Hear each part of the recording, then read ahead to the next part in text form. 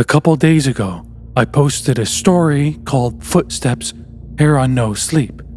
There were a number of questions that made me curious about certain details about my childhood, and so I spoke with my mother.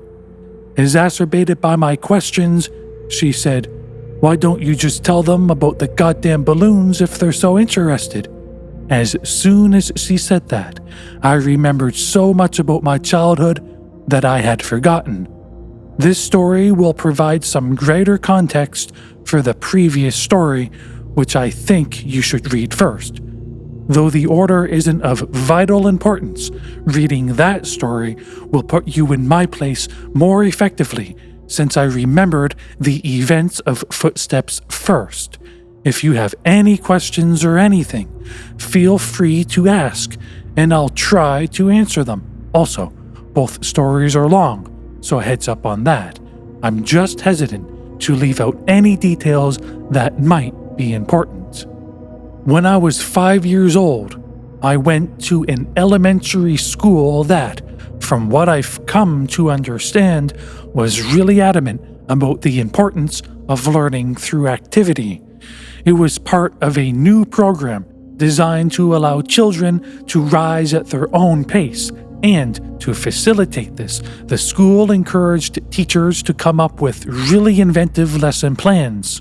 Each teacher was given the latitude to create his or her own themes, which would run for the duration of the grade, and all the lessons in math, reading, etc.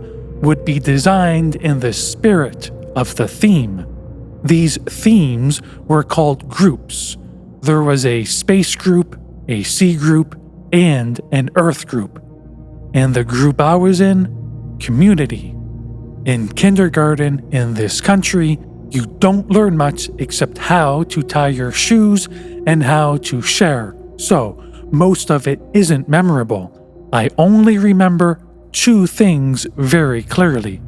I was the best at writing my own name the right way, and the balloon project, which was really the hallmark of the community group, since it was a pretty clever way to show how a community functioned at a really basic level. You've probably heard of this activity. On one Friday, I remember it being Friday because I was excited about the project and it being the end of the week. Toward the beginning of the year, we walked into the classroom in the morning and saw that there was a fully inflated balloon tied off with string taped to each of our desks. Sitting on each of our desks was a marker, a pen, a piece of paper, and an envelope. The project was to write a note on the paper, put it in the envelope, and attach it to the balloon, which we could then draw a picture on if we wanted. Most of the kids started fighting over the balloons because they wanted different colors, but I started on my note, which I had thought a lot about. All the notes had to follow a loose structure, but we were allowed to be creative within those boundaries. My note was something like this. "Hi, you found my balloon. My name is blank, and I attended blank elementary school. You can keep the balloon, but I hope you write me back. I like Mighty Max, exploring, building forts, swimming, and friends. What do you like? Write me back soon. Here's $1 for the mail." On the dollar I wrote 4 stamps right across the front, which my mom said was unnecessary, but I thought it was genius, so I did it. The teacher took a Polaroid of each of us with our balloons and had us put them in the envelope along with our letter. They also included another letter that I assume explained the nature of the project and sincere appreciation for anyone's participation in writing back and sending photos of their city or neighborhood. That was the whole idea, to build a sense of community without having to leave the school and to establish safe contact with other people. It seemed like such a fun idea. Over the next couple of weeks, the letters started rolling in. Most came with pictures of different landmarks, and each time a letter would come in, the teacher would pin the picture on a big wall map that we had put up showing where the letter had come from and how far the balloon had traveled. It was a really smart idea because we actually looked forward to coming to school to see if we had gotten our letter. For the duration of the year, we had 1 day a week where we could write back to our pen pal or another student's pen pal in the case our letter hadn't come in yet. Mine was one of the last to arrive. When I came into the classroom, I looked at my desk and, once again, didn't see any letter waiting for me. But as I sat down, the teacher approached me and handed me an envelope. I must have looked so excited because as I was about to open it, she put her hand on mine to stop me and said, "Please don't be upset." I didn't understand what she meant. Why would I be upset now that my letter had come? Initially, I was mystified that she would even know what was in the envelope. But now I realize that, of course, the teachers had screened the contents to make sure there was nothing obscene. But all the same, how could I be disappointed? When I opened the envelope, I understood. There was no letter. The only thing in the envelope was a Polaroid, but I couldn't really make out what it was. It looked like a patch of desert, but it was too blurry to decipher. It appeared as if the camera had been moved back while the picture was being taken. There was no return address, so I couldn't even write back if I wanted to. I was crushed. The school year pressed on, and the letters had stopped coming for nearly all the other students. After all, you can only continue a written correspondence with a kindergartner for so long. Everyone, including myself, had lost interest in the letters almost completely. Then, I got another envelope. My excitement was rejuvenated, and I reveled in the fact that I was still getting a letter when most of the other pen pals had abandoned their involvement. It made sense that I received another delivery. There had been nothing but a blurry picture in the first one, so this was probably to make up for that. But again, there was no letter at all, just another picture. This one was more distinguishable, but I still didn't understand it. The photograph was angled way up, catching the top corner of a building, and the rest of the image was distorted by a lens flare from the sun. Because the balloons didn't travel very far, and because they were all launched on the same day, the board became a bit cluttered. So, the policy for the students still exchanging letters became that they could take the photographs home. My best friend Josh had the second highest number of pictures taken home by the end of the year. His pen pal was really cooperative and sent him pictures from all over the neighboring city. Josh took home, I think, 4 pictures. I took home nearly 50. The envelopes were all opened by the teacher, but after a while I stopped looking at the pictures.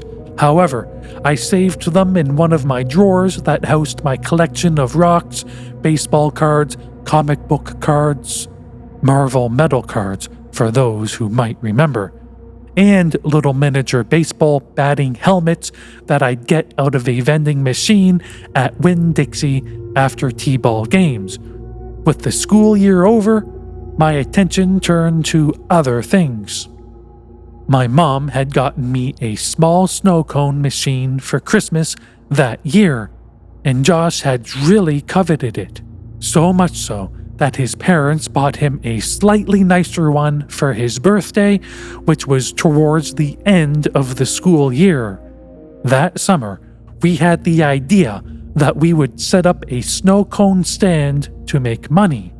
We thought we'd make a fortune selling snow cones at $1. Josh lived in a different neighborhood, but we eventually decided that my neighborhood would be better because there were a lot of people who cared for their lawns. The yards in my neighborhood were slightly bigger. We did this for 5 weekends in a row until my mom told us that we had to stop, and I've only recently come to understand why she did that. On the 5th weekend, Josh and I were counting our money. Because we both had a machine, we each had a separate stack of money that we put together into one stack, and then we split it evenly. We had made a total of $16 that day, and as Josh paid out my $5th, a feeling of profound surprise consumed me. The dollar said 4 stamps. Josh noticed my shock and asked if he had miscounted. I told him about the dollar and he said, "That's so cool, man." As I thought about it, I came to agree. The idea that the dollar made it right back to me after changing so many hands floored me. I rushed inside to tell my mom, but my excitement, coupled with her being distracted by a phone call, made my story incomprehensible, and she responded simply by saying, "Oh wow, that's neat." Frustrated, I ran back outside and told Josh I had something to show him. Back in my room, I opened the drawer and took out the stack of envelopes and showed him some of the pictures. I started with the first picture, and we went through about 10 before Josh lost interest and asked if I wanted to play in the ditch, a dirt ditch down the street from my house, before his mom came back to pick him up. So that's what we did. We had a dirt war for a while, but it was interrupted several times by rustling in the woods around us. There were raccoons and stray cats that lived in there, but this was making a little bit too much noise, and we traded guesses as to what it was in an attempt to scare each other. My guess was that it was a mummy, but in the end, Josh kept insisting that it was a robot because of the sounds that we heard. Before we left, he got a little serious and looked me right in the eyes and said, "You heard it, didn't you? It sounded like a robot. You heard it too, right?" I had heard it, and since it sounded mechanical, I agreed that it was probably a robot. It's only now that I understand what we heard. When we got back, Josh's mom was waiting for him at the kitchen table with my mom. Josh told his mom about the robot. Our moms laughed, and Josh went home. My mom and I ate dinner, and then I went to bed. I didn't stay in bed for long before I crept out and decided that, due to the day's events, I would revisit the envelopes since now the whole affair seemed much more interesting. I took the first envelope and set it on the floor, and set the blurry desert Polaroid on top. I laid the second envelope right next to it and placed the oddly angled Polaroid of a building's top corner on top, and did this with each picture until they formed a grid that was about 5 by 10. I was always taught to be careful with things that I was collecting, even if I wasn't sure they were valuable. I noticed that the pictures gradually became more decipherable. There was a tree with a bird on it, a speed limit sign, power line, a group of people walking into some building.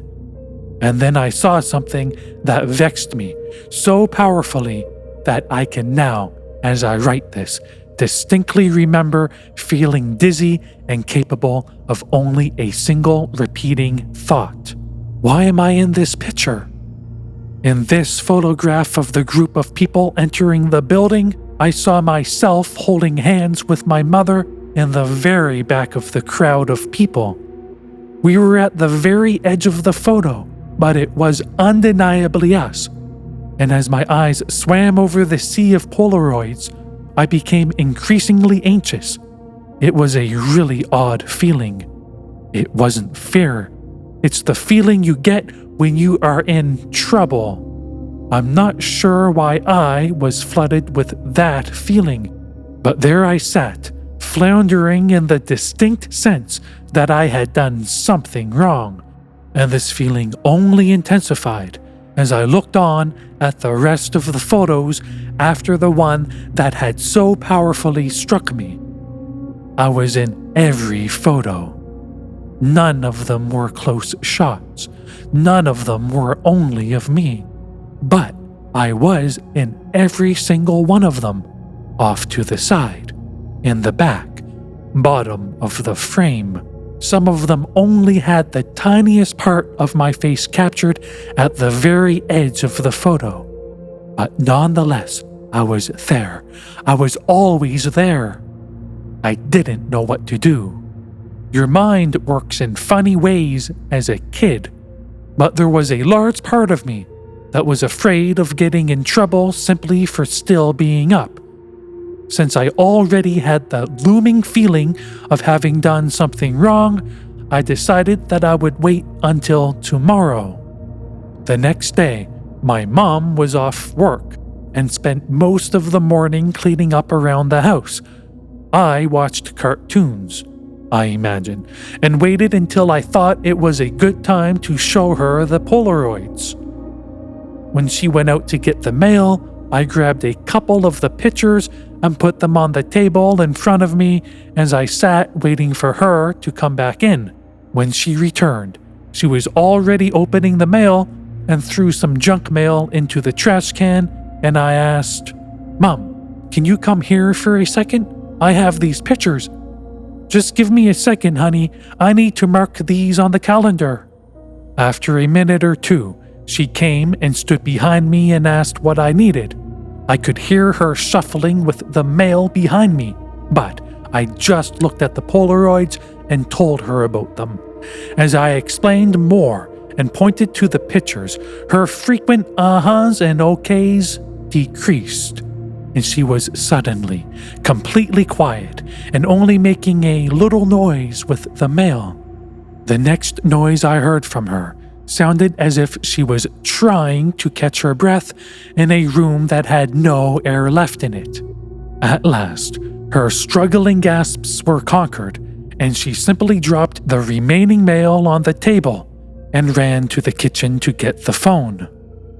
"Mom, I'm sorry. I didn't know about these. Don't be mad at me." With the phone pressed to her ear, she was walking/running back and forth and shouting into it.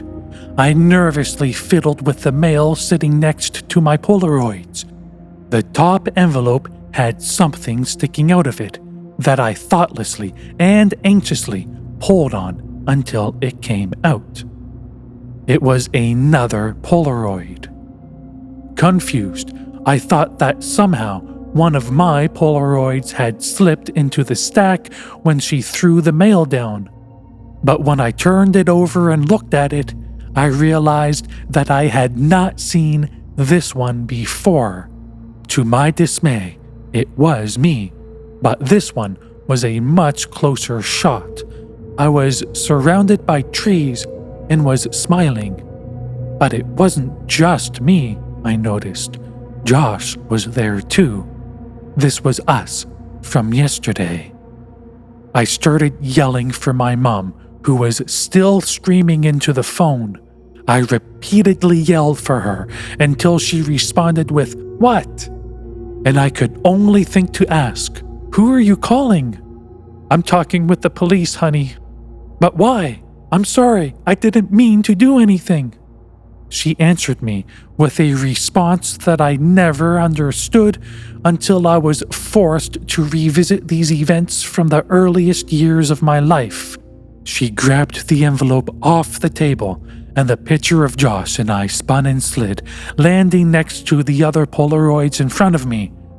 She held the envelope up to my eyes, but I could only look at her and watch as all the color began draining out of her face. With tears welling up in her eyes, she said that she had to call the police because there was no postmark. This concludes part 2. Like, comment, subscribe.